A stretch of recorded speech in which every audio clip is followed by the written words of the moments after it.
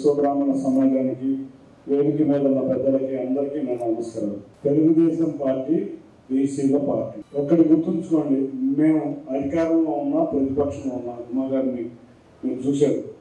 ఇక్కడ అంతకుముందు ఒక ఎమ్మెల్యే ఉండేవాడు, మరి ఏ రోజున ప్రజల్లో తిరిగేదో లేదో తెలియదు.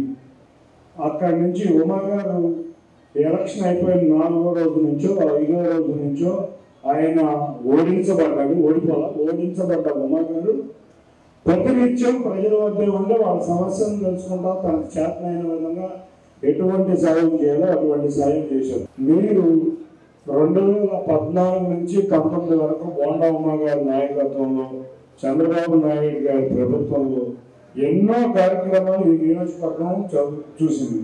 మనం ఈ నియోజకవర్గంలో రావటానికే భయంకరమైన పరిస్థితుల్లో ఎన్నో రోడ్లు పడినాయి, ఎన్నో డబల్ రోడ్లు అటువంటి ఎన్నో పడినాయి. అంతేకాకుండా డ్రైనేజ్ సిస్టమ్ పెరిగింది.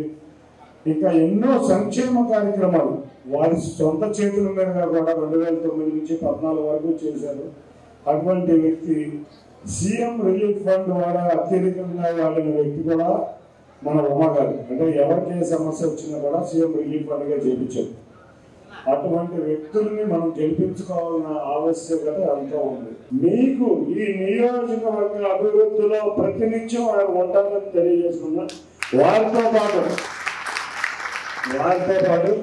నేను కూడా వారితో పాటు చిరు సహాయంగా ఉంటాను, వారి అంటే నడుస్తానని తెలియజేసుకుంటూ ఈ అవకాశం ఇచ్చిన పెద్దలందరికీ పేరు పేరున ధన్యవాదాలు తెలియజేసుకుంటా. తెలుగుదేశం హయాంలో ఆడపిల్ల పెళ్లికి ₹1,00,000 పెళ్లిదారులకు ఇచ్చేవాడు బీసీ మహిళ పెళ్లికి. ఈ మహానుభావుడు ముఖ్యమంత్రి అయ్యాడు.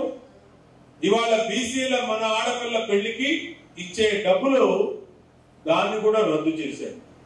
చంద్రబాబు 1,00,000 ఇచ్చాడు, నాకు ఓట్లేసి గెలిపించారు, నేను 2 లక్షలు ఇస్తాను అని ఇస్తే ₹2,00,000 మనకు మేలు చేసినాడు. చంద్రబాబు నాయుడు గారు 2014లో ముఖ్యమంత్రి కాకముందు 200 పెంచారు. దాన్ని 2,000 చేసినటువంటి మహానుభావుడు చంద్రబాబు నాయుడు గారు.